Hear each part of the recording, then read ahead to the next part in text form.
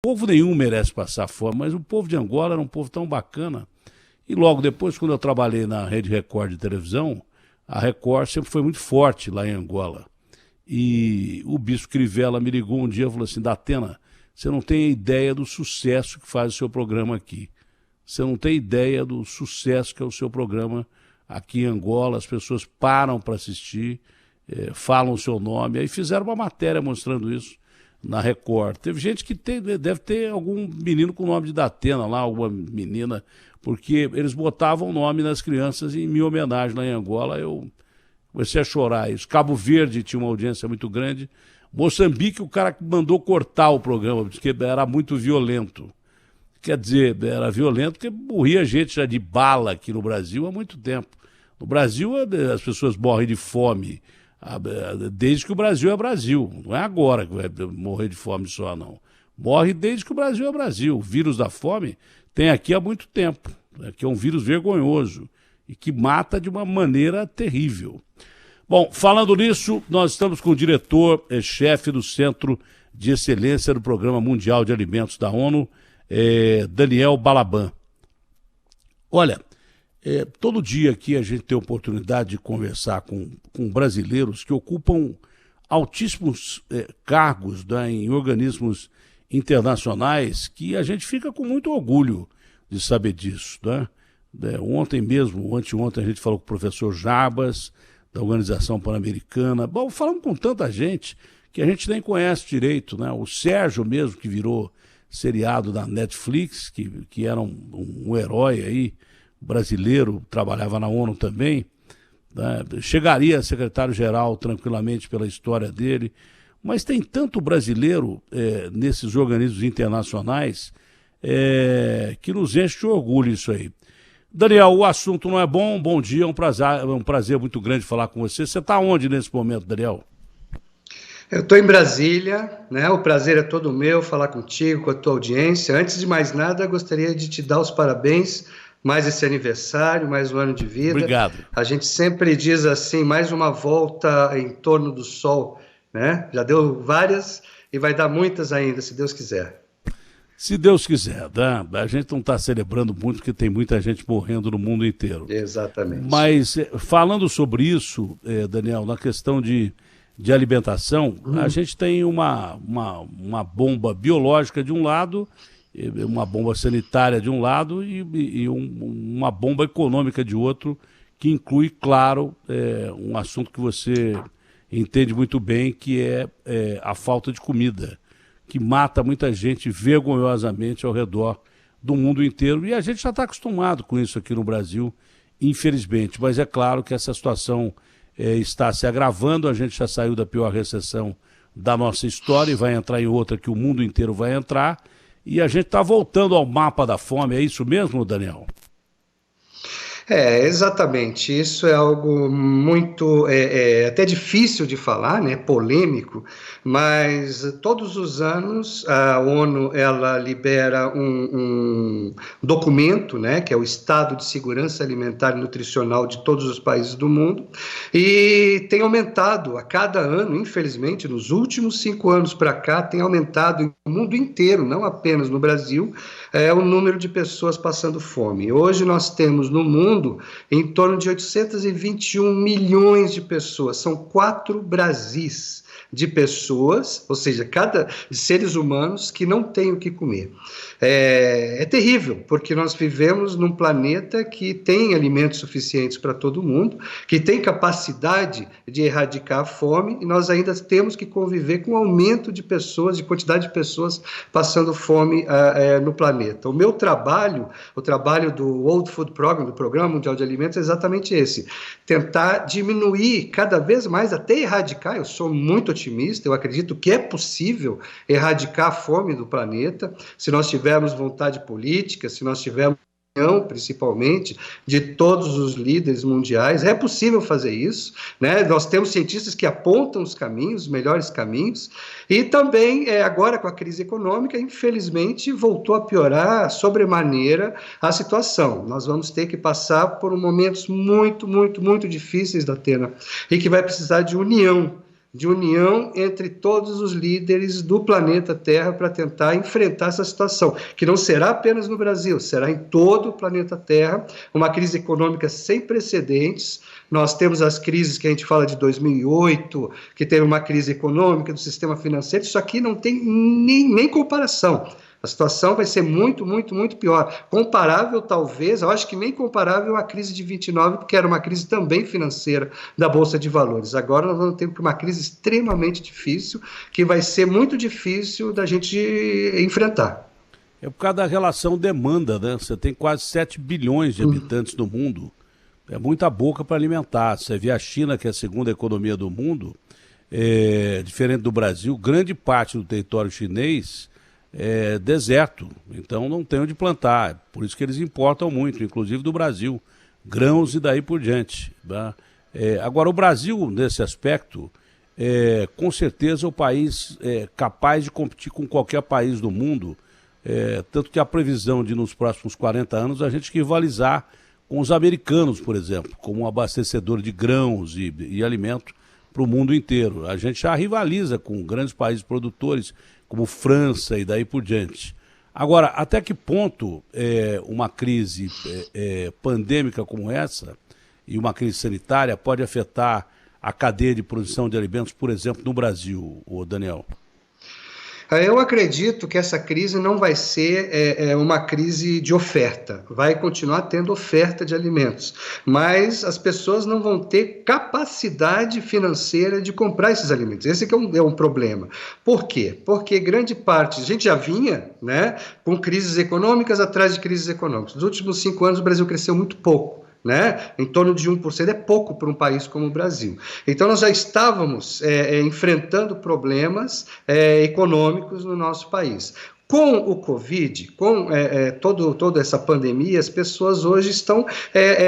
muitos foram tirados do seu trabalho, foram demitidos, outros tantos que são os empreendedores, né, os microempreendedores individuais que têm sua barraquinha, então não conseguem produzir, às vezes eles têm a barraquinha, mas não tem gente na rua andando o suficiente no qual eles pudessem vender, ou seja, tudo isso é um círculo vicioso que vai deteriorando a capacidade de conseguir recursos da população. População sem recursos, ela não tem como consumir. Né? Então, uma coisa vai puxando outra. Então, por isso que hoje a gente faz um alerta muito grande, que é o momento de que os governos estaduais, municipais e federais tenham união, que façam um projeto conjunto de apoio a essas populações. Se não tiver um apoio forte dos entes governamentais, a situação vai ficar muito, muito crítica. Então, esse é um alerta. A gente vai ter que ter união. Não sei como, nessa situação política que a gente enfrenta, mas precisa de união para enfrentar o problema. Tudo que a gente não tem no Brasil é união política. A gente já vê uma corrida presidencial já armada de ambas as partes aí, de muitas partes, né, já disputando a cadeira de presidente da República. A gente nem sabe o que vai sobrar do Brasil e do mundo depois dessa crise, e os caras já estão brigando para tentar uma bocazinha aí, ou se manter presidente, ou outro querendo chegar a ser presidente, daí por diante. Isso aí já está mais do que claro, já politizaram o vírus. Agora, vamos voltar à cadeia de comando. No Brasil, por exemplo, é uma coisa vergonhosa. Um país que produz tudo e tanto em quantidade, você chega no mercado e paga 20 paus de 1 quilo de arroz, quase 10 paus de 1 quilo de feijão. 5 paus o leite, 50 paus o quilo de alho. Quer dizer, como é que você pode ter um preço tão alto para o consumidor no meio de uma crise em que o cara não tem dinheiro, está esperando esse auxílio emergencial, quando ele chega, já chega defasado por causa da alta do dólar? Não é possível uma coisa dessa, não deveria haver regras mais pesadas em se cumprir, por exemplo, regras observadas em período de guerra, quando o sujeito aumenta demais o preço de um produto, ele responde pelo crime de economia popular, que é gravíssimo? Isso é algo extremamente importante. O Brasil é um país que continua produzindo muitos alimentos. O grande drama que existe é que esses alimentos saem muito barato. O pequeno agricultor familiar, por exemplo, ele produz, né, todos os legumes, frutas, verduras, ovos, galinha. Só que o recurso que ele recebe e o recurso que é cobrado lá na ponta, no supermercado, é uma diferença enorme. Ou seja, ele não é bem remunerado pela força de trabalho dele, pelo trabalho, porque foi ele que produziu, e ao mesmo tempo nessa cadeia está cheio de pessoas que acabam, né, agregando, vamos dizer assim, valor e conseguem receber muito mais. Então isso é um problema que a gente chama de sistemas alimentares, né? O Brasil tem um sistema alimentar muito sólido. Nós temos a Conab, que a gente tem uma companhia só para isso, né? Uma companhia de abastecimento. A Conab é extremamente eficiente, eles têm lá os preços médios dos produtos, das commodities, isso tudo é estudado todo santo dia. O problema todo é que as pessoas não têm... a gente vai num lugar e a diferença de preços às vezes é enorme de um lugar para o outro. E às vezes quando as pessoas, onde tem mais demanda, é onde eles cobram mais. Né? É aquela história da ganância, eu quero ganhar mais em cima do desespero do meu próximo. Enquanto a gente não mudar isso, enquanto a gente não sentir isso, porque tem vários países do mundo que enfrentaram problemas de fome no passado, os países nórdicos que a gente fala tanto, né? Noruega, Dinamarca, Suécia, Suíça, né? A Holanda, que hoje são tidos como exemplos, eles passaram muita fome no início do século XX. E eles aprenderam, eles criaram uma cultura de respeito ao próximo. Então, hoje, o que eles têm mais de importante é exatamente o respeito que eles têm ao próximo. Eles entenderam isso. Então, eles jamais vão tentar, quer dizer, a gente não ouve, eles tentarem usurpar e aproveitar de uma situação para ganhar mais em cima daquele que está mais necessitado. E é isso que nós temos que mudar também, essa cultura no nosso país. O nosso país precisa mudar a cultura. Não é apenas os governantes são reflexos da nossa população. Então, se a gente não mudar na cabeça de cada um que nós estamos juntos no mesmo barco, né? E que para a gente sobreviver, a gente vai ter que se ajudar. A gente tem que se ajudar. E eu acho que tá mudando. O brasileiro está ficando cada vez mais empático, está começando a pensar mais. Essa história hoje que as pessoas estão tendo que ficar em casa, elas começam a raciocinar melhor, né? E eu acho como eu disse, eu sou muito otimista, eu sempre acho que a gente vai conseguir, que a gente vai melhorar, mas a gente tem que alertar. Somente com a mudança interna a gente consegue mudar o país. Se não mudarmos internamente, o país continuará o mesmo.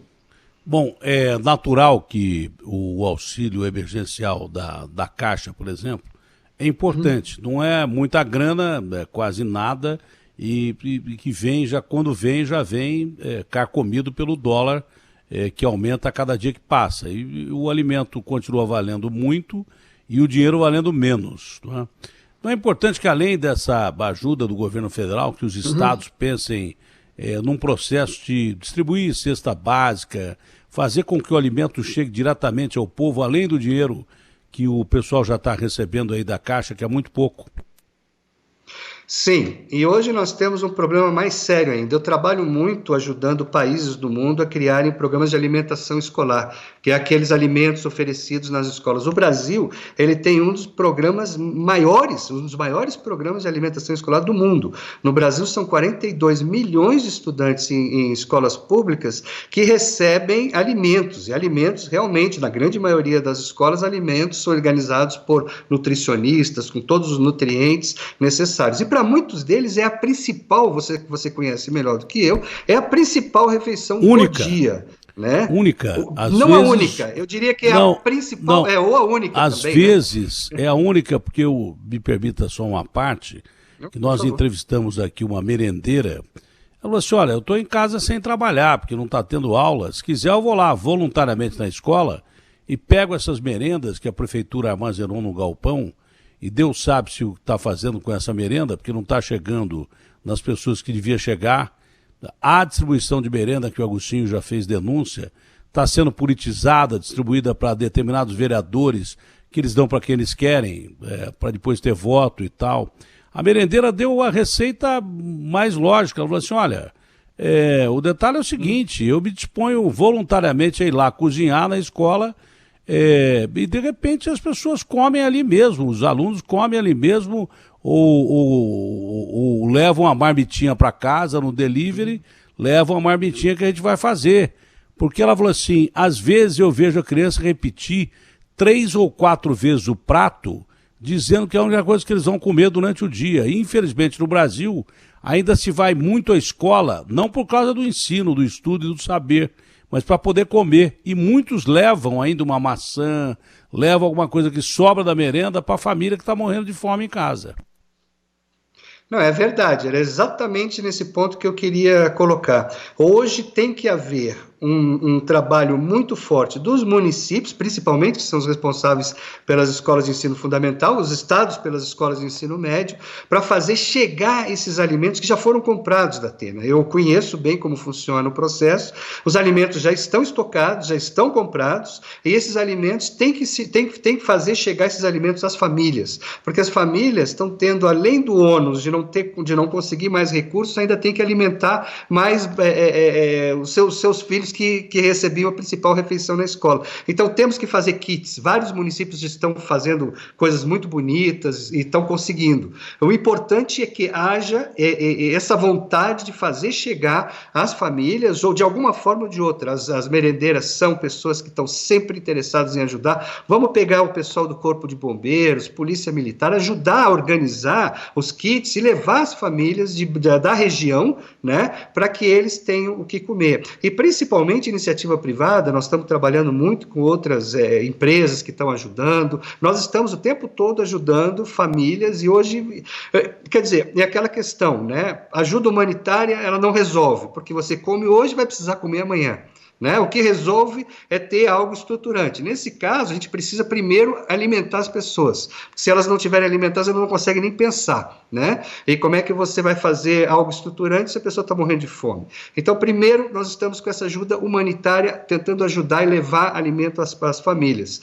Mas depois, nós vamos ter que pensar em políticas estruturantes, né? Junto com essa renda básica emergencial, né, que se baseia naquela renda básica do nosso querido deputado Suplicy, que trabalhou anos e anos falando sobre essa renda básica. Ela é muito importante, mas só ela não ajuda. Né? A gente vai ter que recriar dentro da estrutura do nosso país para que as empresas possam continuar promovendo empregos e para que as pessoas possam ser também microempreendedores. Então vai ser um papel importante dos bancos também, financiamento para que as pessoas consigam passar por esse período sem ter que fechar o seu pequeno negócio. Você sabe que o pequeno negociante ele não tem capacidade de aguentar muito tempo sem vendas, né? sem ter consumidores. Então ele vai precisar de um tempo, porque senão ele vai fechar, vai ser mais um que vai ficar no desespero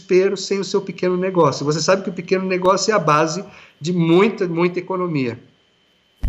É a principal base, e antes de chegar lá, você deve ter consciência total do que é fome. As pessoas não têm ideia do que é fome. A maioria das pessoas ouve falar fome, acha que chegar a hora do almoço e, me bateu uma fome aqui, eu vou comer.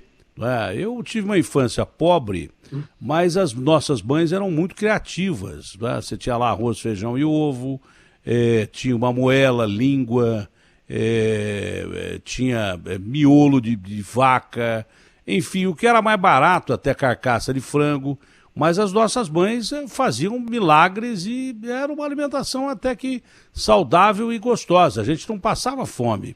Não tinha fartura, não tinha carne todo dia, mas não tinha fartura. E um dia eu entrevistando um garimpeiro na Chapada Diamantina, um senhor que tinha uns 100 anos ou perto disso, aí ele perguntou assim para mim, o senhor sabe o que é fome? Era um senhor negro, uma figura muito emblemática, jamais me esqueci do rosto dele.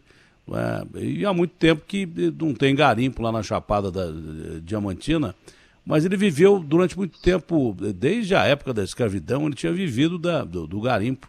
É um senhor que já, segundo ele, tinha mais de 100 anos. Ele falou, você sabe o que é fome, meu filho? Eu falei, sei, eu já tive uma infância pobre. Ele falou, não. Aí, quando ele começou a descrever a fome, eu comecei a chorar. É uma dor que dá na barriga e você não tem nada para comer. Primeiro você come o que tem e depois, se precisar, você come capim, casca de árvore, qualquer coisa para parar aquela dor. Então é uma coisa terrível, fome é fome. Eu não tenho dúvida nenhuma que esse processo, que a gente está num processo aqui em São Paulo de desobediência civil já quase. As pessoas não estão ficando em casa. Mas o que a gente percebeu é que é uma seleção natural da coisa. Quem pode ficar em casa e tem a sua reserva, pode comer todo dia, tem lá o seu dinheiro guardado para comprar comida, esse está ficando. O que está passando fome, esse não consegue ficar. Porque esse não consegue nem ele ficar com fome, muito menos ver os filhos morrerem de fome. É por isso que fazem uma quarentena aqui em São Paulo que não dá certo. O cara sai para tentar ou abrir o pequeno negócio de forma irregular, mas arriscar, abre lá meia porta e vai vendendo marmita ou recebendo pessoas para comer dentro do seu restaurantezinho pequenininho e daí por diante. Quem está saindo aqui em São Paulo está saindo para procurar comida. De uma forma ou de outra está saindo para procurar comida. Por isso que a gente viu, tentaram um rodízio misto, não deu certo. Rodízio, aliás, para o ímpar, não deu certo. Absurdo. Teve um prefeito aí que fez, numa cidade, não sei de que parte do país, o rodízio pelo CPF. Não deu certo. Voltou o rodízio normal. Também não vai dar certo, porque simplesmente o que acontece é que as pessoas estão saindo de casa só para procurar comida. Nada mais do que isso. Nada mais do que isso. É uma coisa que parece bem clara. Eu, por conta do meu trabalho, eu vivo muito viajando pelos países africanos. Você estava contando aí o caso de Angola, eu estive já em Angola várias vezes, e tem outros países hoje a situação é outra, em Angola deve ser bem melhor. Hoje... Não, hoje é outro, você deve até voltar lá para ver, mas muitos países que têm hoje ainda conflitos, né, eles têm um processo, a fome é terrível, porque quando você está debaixo de bombas e balas, você não tem como produzir alimento, você não tem alimento na região, então você vai comer o quê? Né? Aquilo que você achar, como você falou, é grama, é qualquer coisa, é um bicho, é algo que você vê na rua e as pessoas, e o pior de tudo é o desespero, não da pessoa, porque você é pai, você consegue aguentar, mas ver o seu filho passando fome é o maior desespero que existe na face da terra, não é você, porque você, eu aguento, eu faço de tudo, né? Eu tento. Agora, o meu filho, eu olho no olho do meu filho e vejo ele ali pedindo comida e você não tem como fazer nada. Aquele é o pior desespero que você pode ver no ser humano. Então, como você falou, hoje, no caso brasileiro, nós temos que ter uma atitude muito forte dos entes públicos, uma operação de guerra. Nós temos que formatar um plano econômico para este momento e um plano econômico para os próximos meses. E para isso acontecer, volto a alertar como organismo internacional, eu não sou governo, eu sou alerto, né? É que tem que ter união. Tem que ter união. Eu sei que está difícil, que não param de discutir para cá, são sinais trocados, um diz para cá, o outro diz para lá e não se encontram, mas tem que ter união. A gente vai ter, e isso eu até clamo para você, como um grande comunicador, falar isso sempre. A única saída que nós teremos para o nosso país, se nós tivermos um plano que congregue o Congresso Nacional, o Poder Executivo, o Judiciário, os governos dos estados, dos municípios, todos juntos, para o mesmo caminho. Enquanto a gente estiver num barco e cada um rema para um lado, a gente fica andando em círculos, né? O barco não sai do caminho. Então, a gente vai precisar ter um rumo, ter um foco, ter um plano para conseguir resolver esse caso. As pessoas saem de casa porque precisam comer. Olha, e vão acabar arriscando suas vidas. É o que eu estou dizendo. Eu ia chegar nesse ponto agora. O Bolsonaro é acusado frequentemente de ter estimulado o cara a sair de casa, de entrar no meio de confusão, de pandemia, quando ele não podia ter entrado. Hoje ele põe máscara e percebeu que o negócio é sério mesmo, mas não vai lá. Ele aparece lá na rampa, mas não vai no meio do povo e tal. Está respeitando que está morrendo gente pra caramba. O Brasil já é o terceiro país mais contaminado do mundo, já é o terceiro. Possivelmente a gente vai empatar com os Estados Unidos ou chegar perto. Não sei se empatava, nós vamos chegar perto, talvez até passemos, sei lá. Mas nesse período agora, eu estou dizendo do Bolsonaro, porque ele diz o seguinte, se eu prender o cara em casa, o cara vai morrer de fome. É possível, em locais que você já viveu e que viu de perto o que é fome, você sabe o que é na realidade, o que é passar fome. É possível você manter um sistema de quarentena ou de lockdown com o cara preso em casa com 5, 6 filhos, ou 2 ou 3 filhos, sem trabalhar e sem comida, ou isso é inadmissível e você não viu isso em lugar nenhum? Porque o cara não consegue ficar em casa sem comer. Se não chegar a comida até ele sai. Isso é óbvio. A única forma de funcionar um sistema como esse é o setor público fazer políticas de transferência de renda, muito mais do que os 600, vamos ter que continuar por mais tempo ou até aumentar, e também ou seja, fazer chegar a comida a essas regiões. Logicamente, se você, Datena, está dentro da sua casa e não tem comida, você vai sair, você também não vai ficar dentro da sua casa esperando morrer de fome. Tem que ter condições. Então, o que nós precisamos entender é que nós precisamos dar as orientações corretas no momento certo, e para isso precisa de uma união, né? Não adianta o prefeito dizer uma coisa, o governador dizer outra, o presidente dizer outra, porque o cidadão, né, já fico confuso, imagina o cidadão comum lá no seu barraco, como é que ele se sente? Né? Ele se sente muito mal, porque ele não consegue entender o que eu devo fazer afinal. Então, são questões que as pessoas têm que ser orientadas e têm que receber o apoio. É para isso que existe Estado, para nesses momentos ajudar a população, né, a não morrer de forma alguma. Eu não quero que ninguém morra, nem do Covid, nem de fome. Eu quero que a gente consiga organizar dentro de um país tão rico como o Brasil, com todas as instituições, que a gente consiga organizar um planejamento para que as pessoas sejam assistidas e não morram, nem do vírus e nem de fome. E é possível fazer isso. Eu sei que é muito claro, né, que é difícil a gente conhecer ainda o que esse bicho é capaz e como vai ter uma segunda onda, se ela pode ser mais forte que essa ou não. Mas a ONU, como um organismo muito sério, tem lá as suas projeções, né? Tem os seus trabalhos científicos. Né? No seu campo, há uma perspectiva de quanto tempo vai durar essa pandemia e essa situação terrível que nós estamos enfrentando em termos de Brasil e em termos de mundo?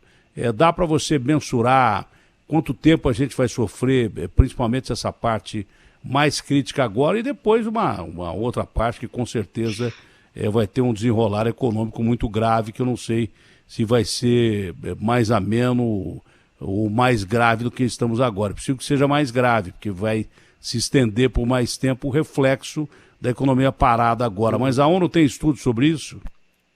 Sempre. A ONU está, através da OMS, Organização Mundial de Saúde, está monitorando todo santo dia e fazendo projeções com relação ao Covid. Você veja que começou no Oriente e veio vindo ao Ocidente, né? O vírus veio com aquela rapidez. Hoje, os primeiros países que foram afetados, você viu que o campeonato alemão já está voltando, já estão voltando a jogar. Lá na Alemanha teve já jogos no final de semana, ou seja, eles já estão começando com políticas de distensão, ou seja, voltando à vida normal paulatinamente. Por quê? Porque enquanto não houver uma vacina, enquanto a gente ainda não souber se a pessoa que pegou pode pegar novamente, ou seja, se ela já tem anticorpos ou não, enquanto isso tudo não adianta, leva tempo para uma ciência séria. Você organizar alguma coisa, isso aí não é do dia para a noite, né? Todo mundo sabe disso, todo cientista fala isso todo santo dia. Então, enquanto a gente não tiver isso, a gente tem que ir orientando. Agora eles vão distensionando, vão abrindo aos poucos. Agora na Europa algumas escolas já estão voltando a funcionar e vai se monitorando para ver se algum dos alunos pega, se algum jogador de futebol que voltou a campo vai pegar, e aos poucos a coisa. Então, tudo é uma questão de tempo. Nós estamos em maio, o Brasil começou em março, né? Então, Datena, demora um pouquinho. A gente está meio desesperado, porque nunca aconteceu isso, é algo novo. Mas vamos aguentar mais um pouquinho. O Daniel, pelo que eu andei lendo, pouco a gente vai. Pelo que eu andei lendo, só para ajudar o seu raciocínio, nas pandemias anteriores, não havia confinamento, não havia nada disso. A economia, ela continuava funcionando, ela crescia de uma maneira mais lenta, porque morria gente pra caramba, mas ela continuava funcionando. Nunca houve essa política de confinamento. Acho que foi a primeira vez que se adotou essa política de confinamento no mundo inteiro diante de uma pandemia. As outras pandemias foram enfrentadas de uma maneira como eles sabiam enfrentar naquela época. E assim foi. Hoje... Por isso que a primeira pandemia aí da gripe venezuelana matou 40 milhões de pessoas, a de 68 aí da gripe de Hong Kong, 1 milhão de pessoas. É que hoje, Datena, nós temos mais informações do que nós tínhamos naquela época. O Brasil perdeu um presidente da República, né, o Francisco Rodrigues Alves, por conta da gripe espanhola. Né? Então, ele pegou a gripe espanhola e morreu. Quer dizer, a gente chegou a perder presidente da República por conta de uma pandemia que existiu por volta do início do século XX. Então, hoje, a gente tem que pensar que nós temos hoje quase 17 mil mortes. Cada um é um ser humano, é uma pessoa, é uma vida. Então, a gente tem que fazer o possível e o impossível para tentar evitar que as pessoas morram por conta do Covid, e temos que fazer o possível e o impossível para que as pessoas morram por conta da fome. Então, nós temos que aliar os dois, não é um ou outro. Não, são os dois juntos. Fecha a conta, né? Você tentar uma coisa só, isolar o cara em casa sem dar comida a ele, você não vai conseguir manter o cara preso em casa, de jeito nenhum. É mais ou menos isso, né? A fórmula é simples assim. Desde o começo eu estou falando, tem que ter um equilíbrio. Desde o começo eu disse, né? Primeiro eu disse que foi um absurdo você liberar aquele carnaval que a gente teve no Brasil de rua, com 15 milhões de pessoas das ruas, com gringo já vindo infectado de lá para cá e brasileiros que foram para Itália, para França e voltaram contaminados. Não é? Já achei um absurdo aquilo.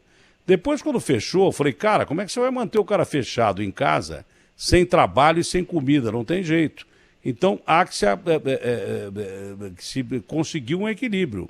Se o governo, por exemplo, decretar lockdown, ele tem que fazer chegar comida ao cara. Senão, o lockdown não vai existir, o cara vai sair de casa. Ele vai morrer, mas vai sair de casa.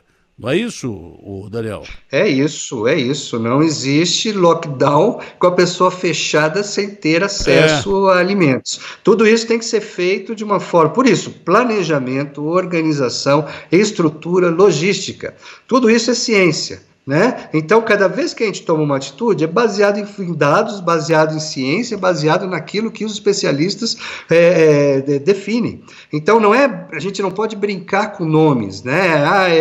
Vamos fazer para ver o que dá. Não, tem que ser uma coisa bem organizada, bem orientada, e para ver se a famosa curva, porque o Brasil ainda está com uma curva ascendente. Você vê que todo dia e cada vez crescendo mais. Então, enquanto a gente não achatar essa famosa curva, vai ser muito difícil a gente retornar a gente chama de nova normalidade, né?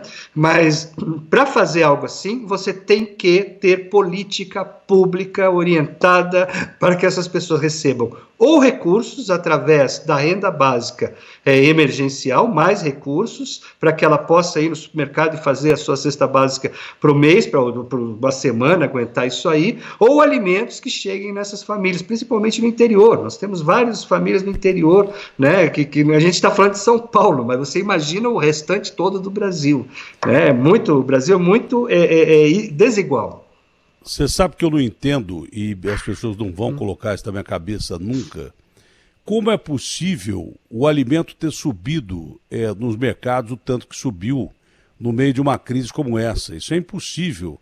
Deveria haver uma união aí de associação de mercados e vender o alimento o mais barato possível, pelo menos no tempo em que durar essa pandemia, 2, 3 meses.